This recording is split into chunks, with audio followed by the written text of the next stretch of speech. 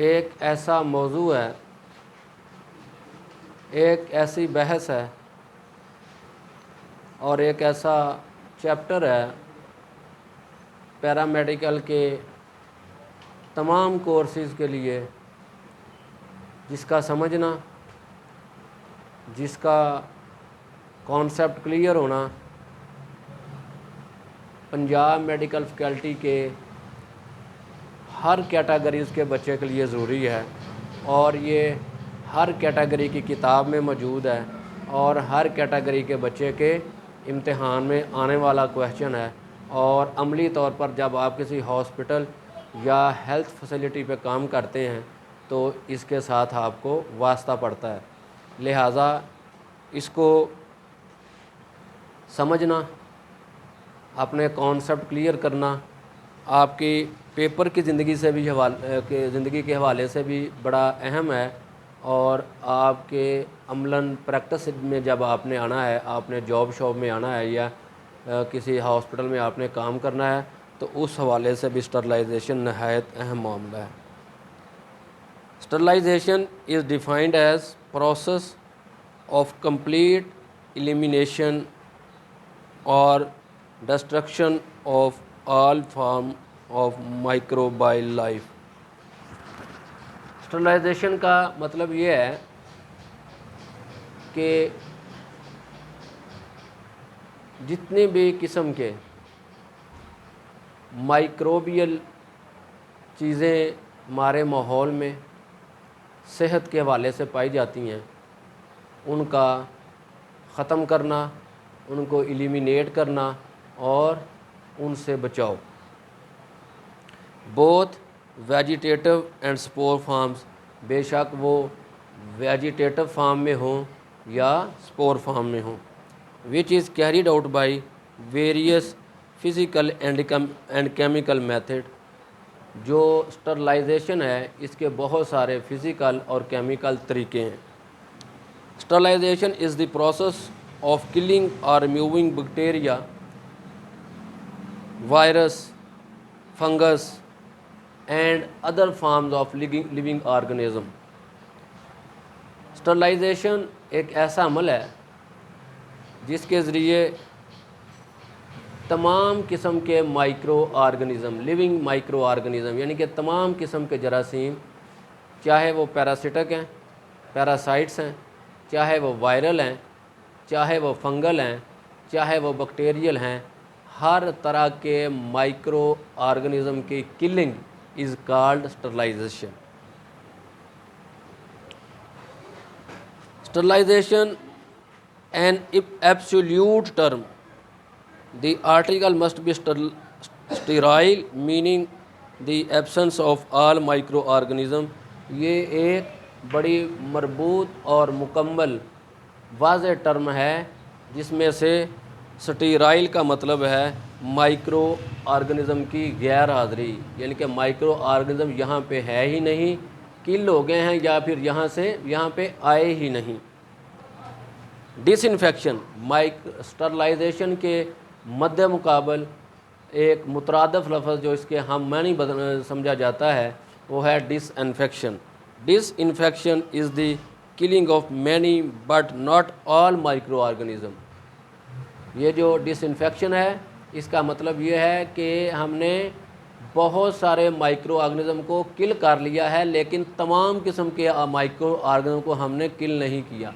Sterilization का मतलब है कि हमने हर तरह के माइक्रो ऑर्गेनिज़म को क्लियर कर लिया है, किल कर लिया है, उसकी एब्सेंस 100% हमने यकीनी बना ली है। लेकिन डिसइंफेक्शन इसका मतलब यह है कि बहुत सारी इकसाम के माइक्रो ऑर्गेनिज़म से हम बच गए हैं, लेकिन सारी इकसाम के माइक्रो ऑर्गेनिज़म से हम नहीं बचे हैं।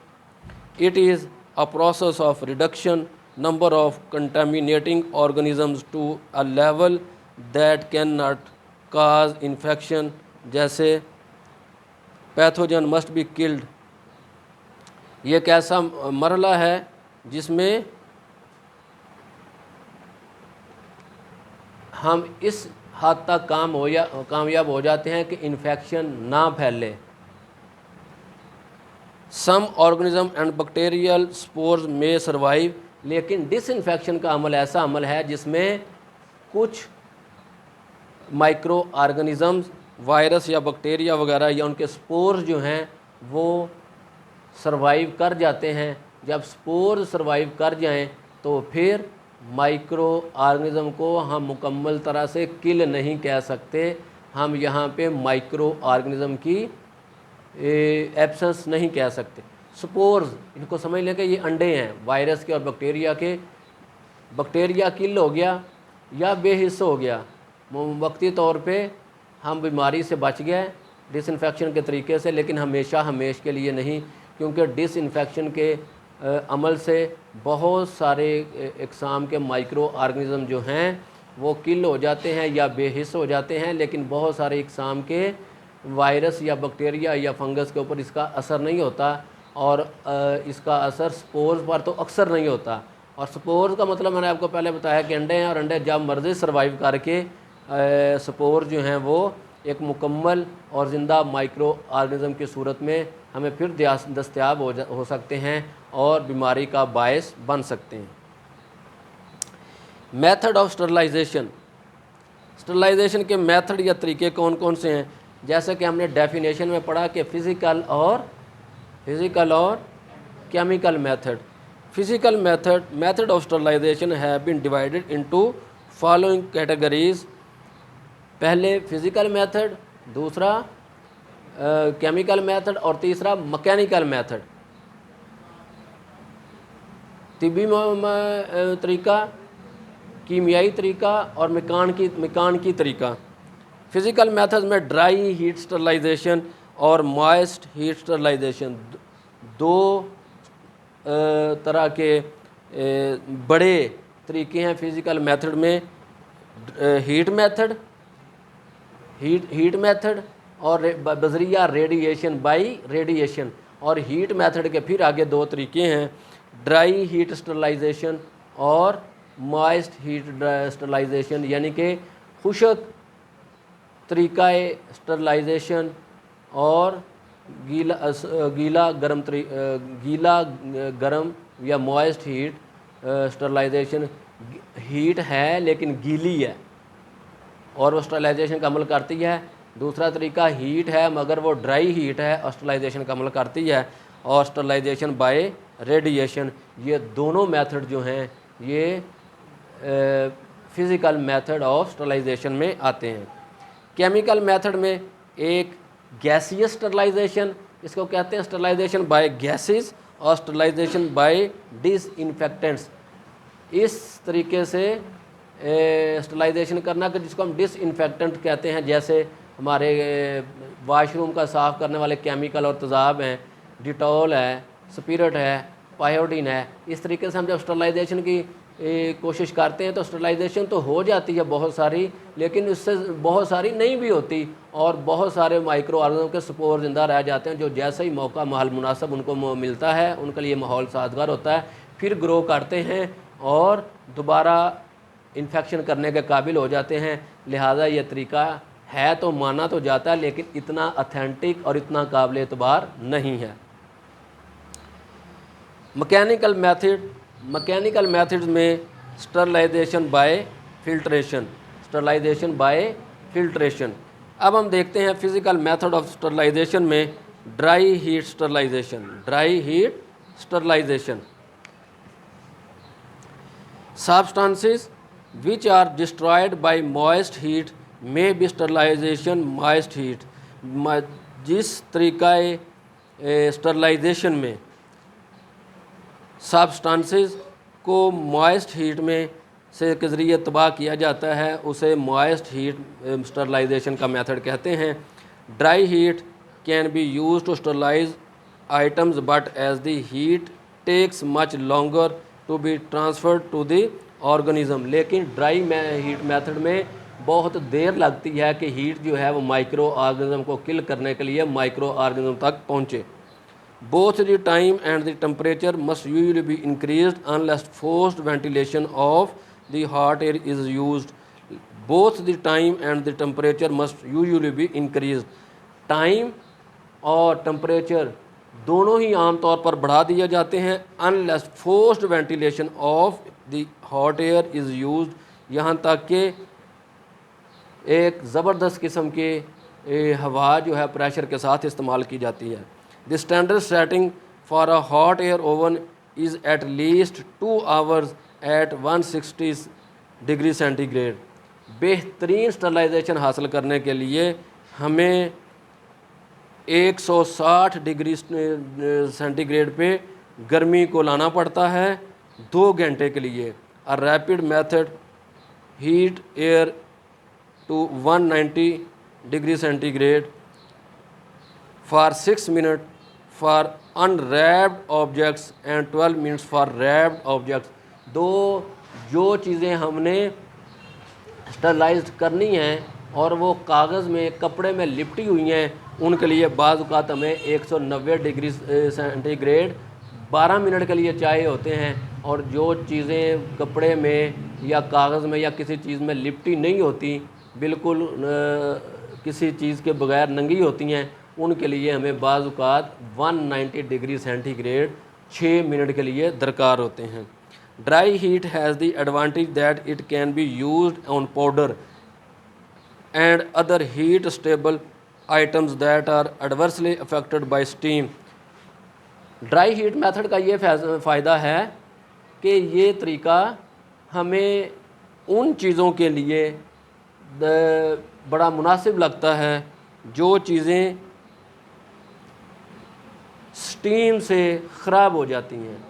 गीली हीट से ख़राब हो जाने वाली चीज़ें जो हैं वो बड़ा बेहतरीन तरीका है कि हम उनको ड्राई हीट मेथड से स्टरलाइज़ करें। और पाउडर शाउडर गोलियाँ शोलियाँ जो हमने स्टरलाइज करनी होती हैं पाउडर फार्म में, वो चीज़ें भी हमें ड्राई हीट मेथड में अच्छे तरीके से स्टरलाइज मिल जाती हैं। वरना मॉइस्ट के साथ मिलके पाउडर अपनी हैत को और अपनी कंसंट्रेशन को और अपनी हकीकत को तब्दील कर लेता है।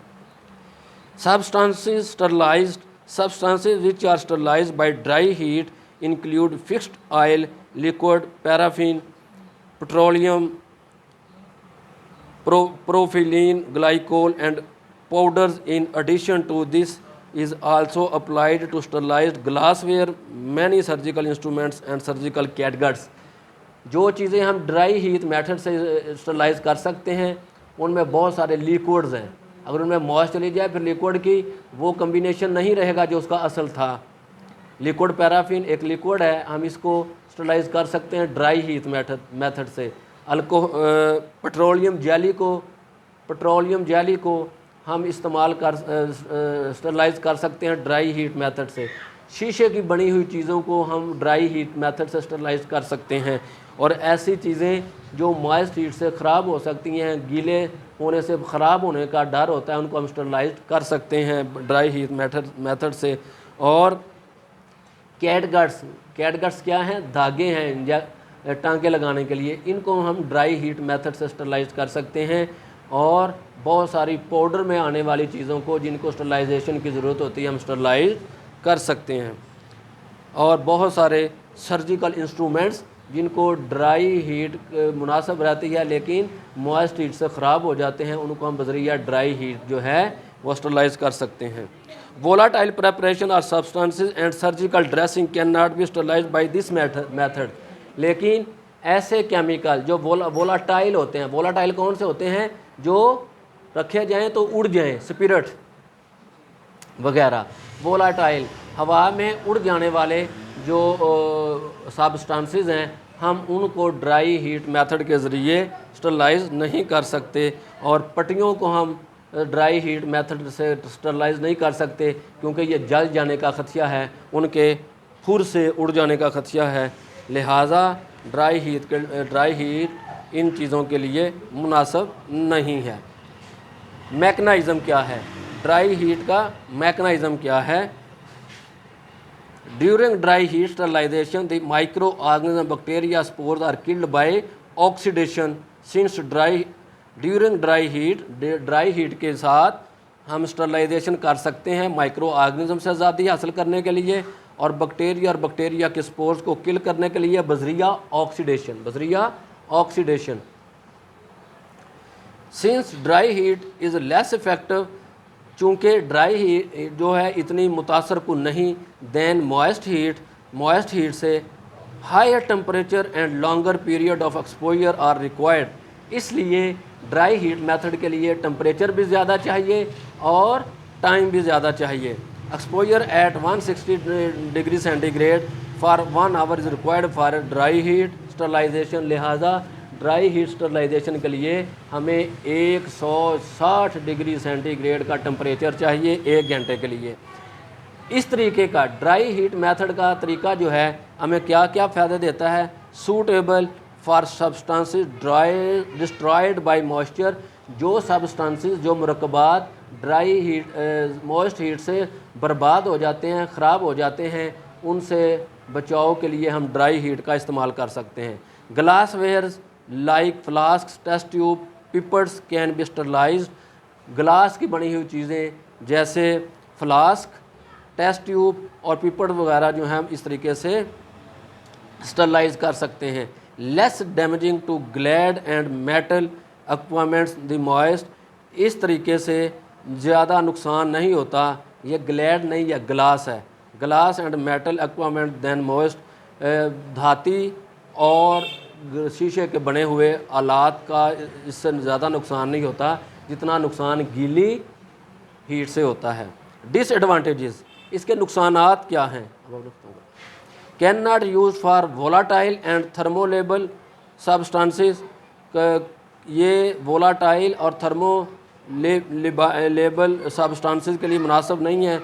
Required long heating time and high temperature. इसके लिए हीटिंग टाइम का ज़्यादा होना, टेम्परेचर ज़्यादा होना ज़रूरी है। Not suitable for surgical dressing. और ये सर्जिकल ड्रेसिंग के लिए काबिल एतमाद तरीका नहीं है।